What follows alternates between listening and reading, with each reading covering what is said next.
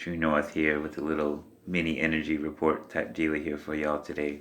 True North lives in a communal living situation, so coming to you live from my office, sometimes the only place when I can get a private moment um, to share some intimate space with y'all. Speaking of which, sharing a couple of downloads I came through that I wrote down for y'all today.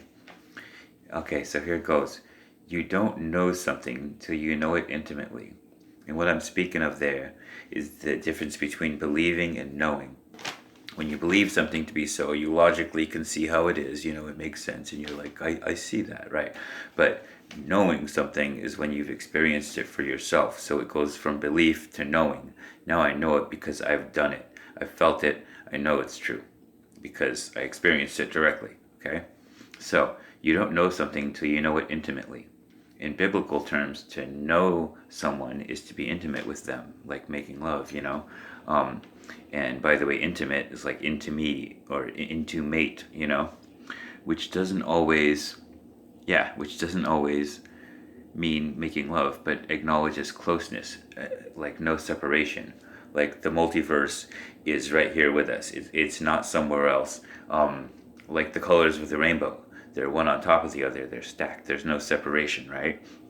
So when we know something with our senses, like when I connect to something with my eye, I'm sharing intimate space with it. There's no separation, between that sense and that thing and that sense. So in that moment, you're in shared space. You're intimate with everything that you experience.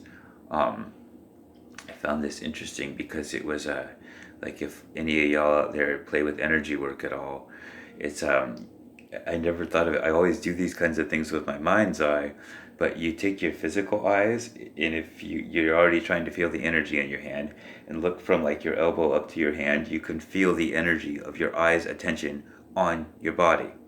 That's no separation. That's direct experience of no separation. Word. All right, people. There's one more I got for y'all. Letting something die. You know how we have all the negative fear and stigma around death. Letting something die is letting it rest. Isn't that such a relief? We no longer have to support a belief rooted in fear.